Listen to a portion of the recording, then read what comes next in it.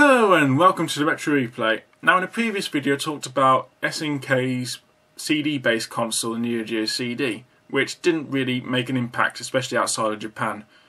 Now many years later, SNK would do the same thing with a handheld market to compete with Nintendo's Gameboy, which was so popular that even Sega or Atari with their handheld consoles couldn't make a dent in their sales. But was that about to change when SNK jumped onto the bandwagon? This is the Neo Geo Pocket Color. Originally in Japan it was just the black and white version, but we'll talk about more of that a bit later on. But this review we're just going to talk about the system itself, a couple of games, and just see what it has to offer compared with the Game Boy. So what does it have to offer? Well, let's take a closer look. Firstly, we're going to be comparing the Neo Geo Pocket with the Nintendo Game Boy. Now obviously first we need to do a size comparison, so if we do it this way we can see that the Game Boy is slightly taller and also slightly longer or in width than the Neo Geo Pocket. And if you look at the control differences, obviously the D-pad here, we have a circular pad here similar to the controller on the Neo Geo CD controller, and also instead of a BA we have an AB, so very similar but switched around slightly, and instead of a start select we have both of them combined to make an options button. And also the power button is here and the switch to turn this on is at the top. So, and the only other difference to really note is the screen's in the centre of the system with the Neo Geo Pocket, and for the Game Boy it's on the top. So fair few similarities, but quite a few differences. So just important to note that and get that out of the way. If we take a close look at the Neo Geo Pocket itself, we can see that the circular pad is very clicky and very comfortable to use. The power button there, turn it on off, AB as we discussed, as well as the options button. Speaker, obviously to produce sound. On the bottom we have a volume control, headphone jack and power adapter. On the back it takes two AA batteries to power it up on the go, and also a little battery port to save certain data, internal memory, and on the top the cartridge slot to put the games in, and also an external port to connect to other Neo Geo Pockets, and also I believe to connect with the Dreamcast, because I believe Sega had a deal with SNK to connect with certain games such as Sonic. And that, but don't know if they ever did anything like that, so I'm not too sure, but please let me know if I'm wrong.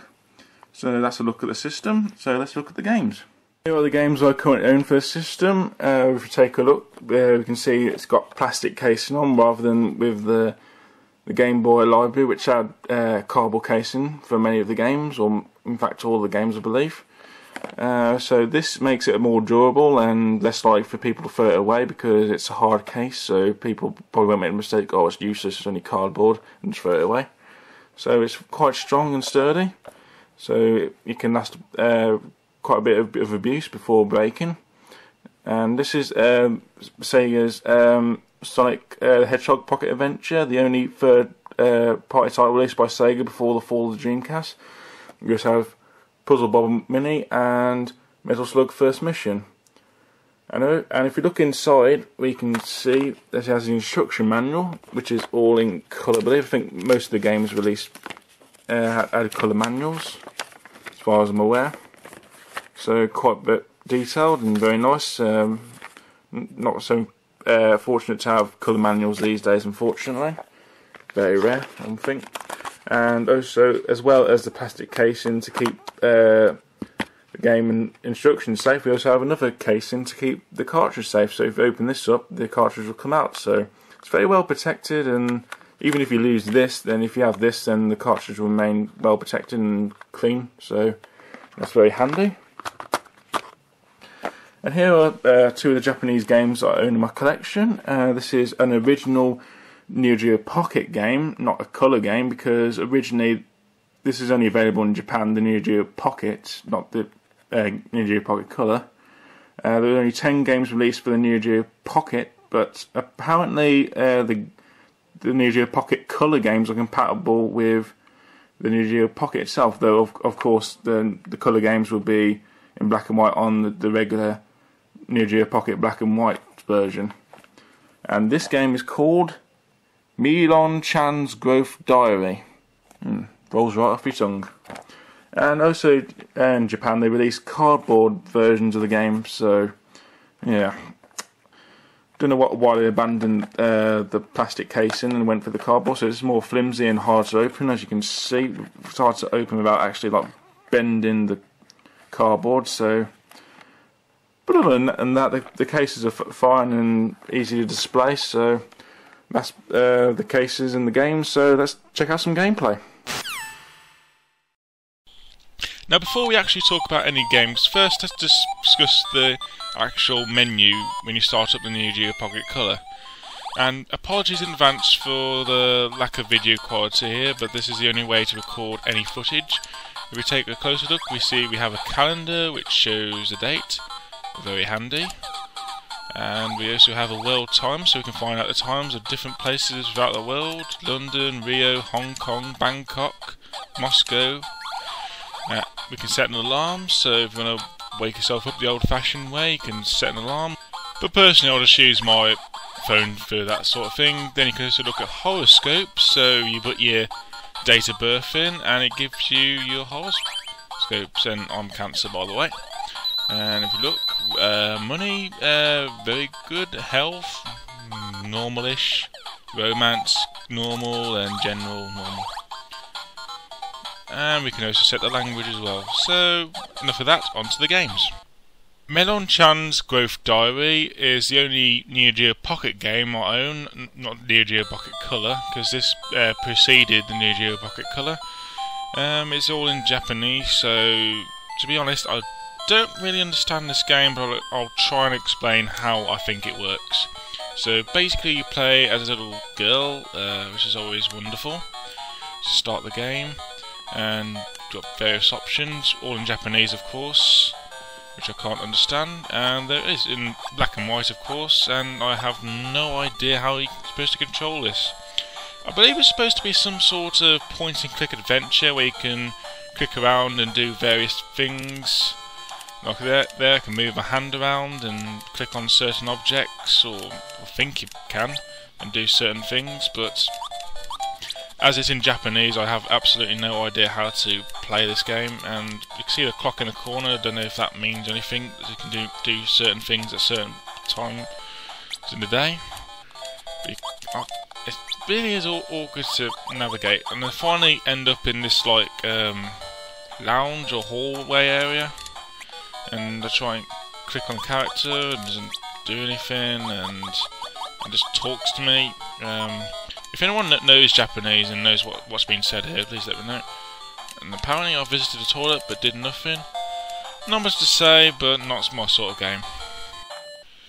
Cool Jam is another Japanese exclusive for the Neo Geo Pocket Color.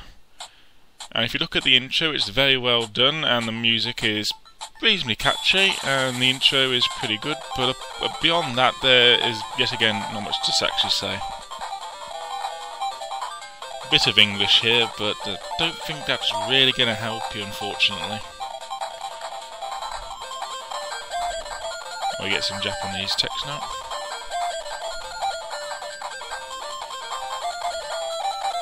So a good intro overall, but it doesn't really save the game, unfortunately. And then we start with Cool Jam.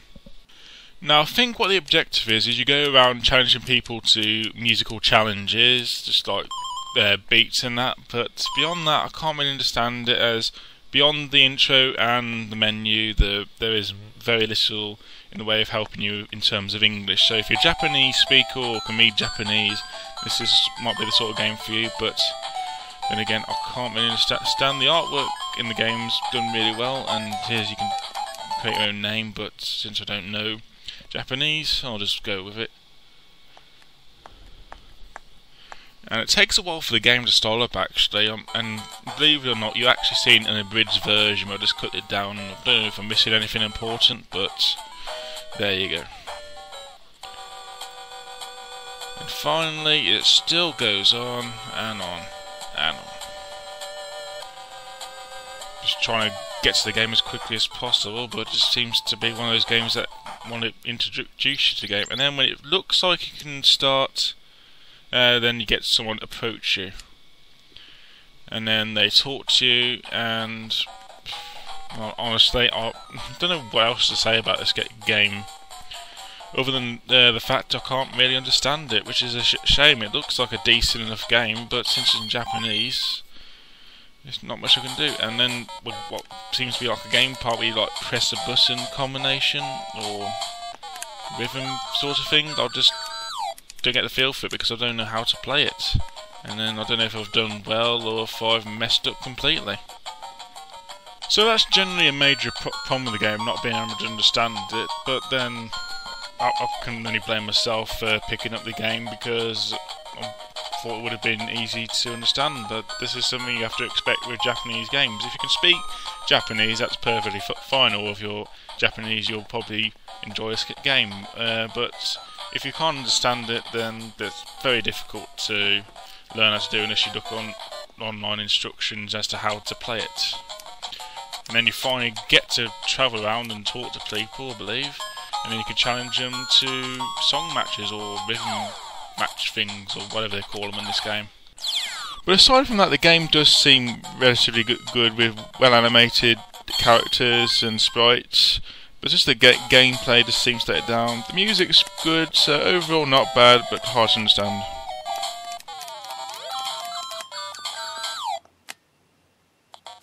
Now here's a sort of game that handhelds are good at. Games you can just pick up and play without having to understand the language at all.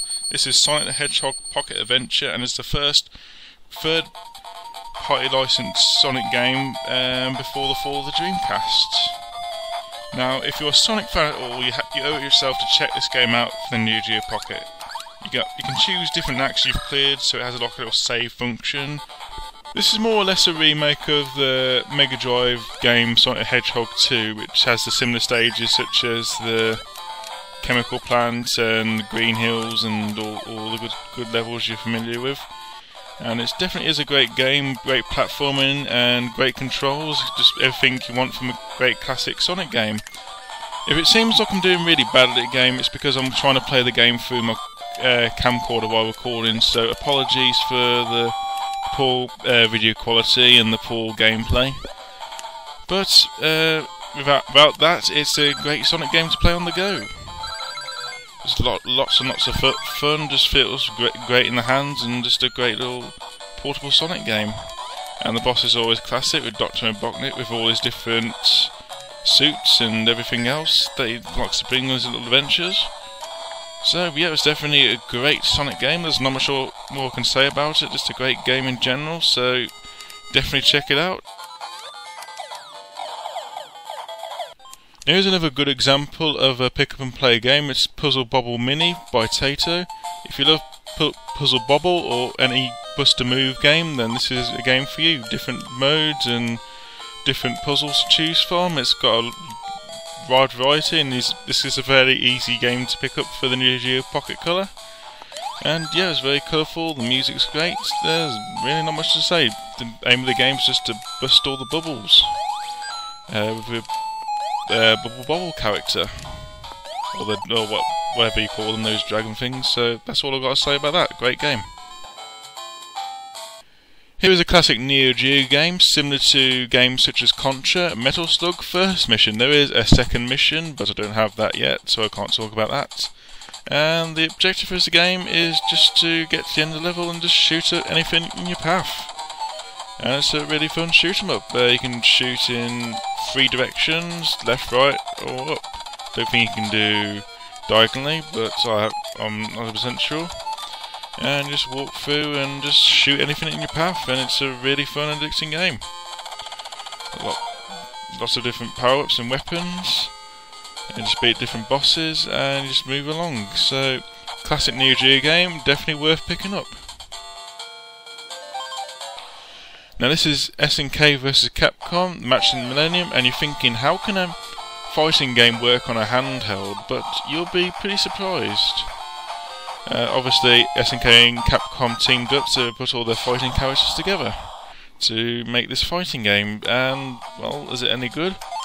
Surprisingly, yes, it controls extremely well, and it's a very fun game. You got different modes, tournaments, and versus mode, and all that good stuff, and different fighting modes. You can select your difficulty and select your characters.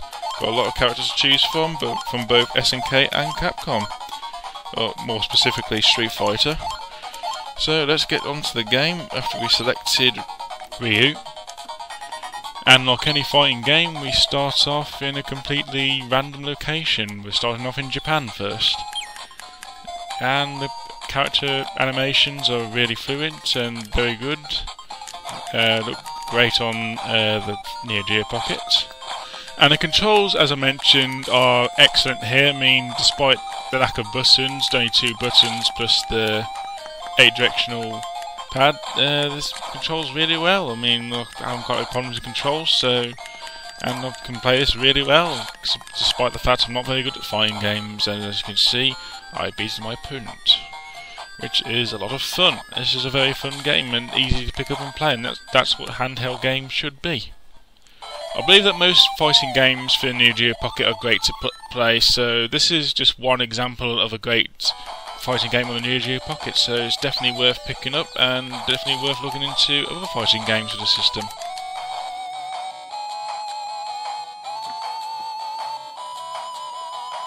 Our last game on our list is Biomotor Unitron, which is an RPG similar to Pokemon, though unfortunately I haven't got too far into the game to make that kind of judgment. But like most RPGs, you can load a previous game or start a new one. And if you listen to the music, it does sound a lot like Pokemon. And you can also select different races or different species, and you can choose to be male or female, but for simplicity I'll go for male and human. And at the beginning of the game you get to name your character, and just for the sake of it I'll just call him Nick after me. And then once you've done all the name thing, then you can name your partner or someone else, and if it's okay, carry on, and then you come to the story, which is pretty long, so you know what, I'm just going to skip over most of this.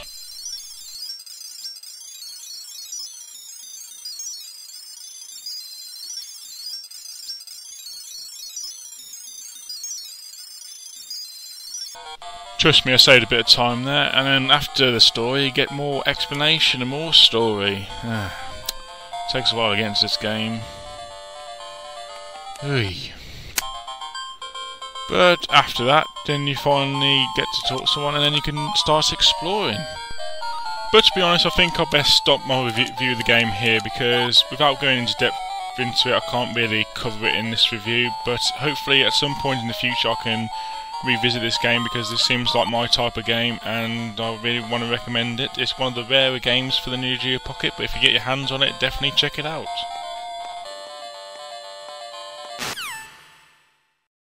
So overall, how well does the Neo Geo Pocket Color compare with Nintendo's Game Boy? Well, it compares very well. I mean, it's a great alternative if you weren't a fan of Nintendo at the time.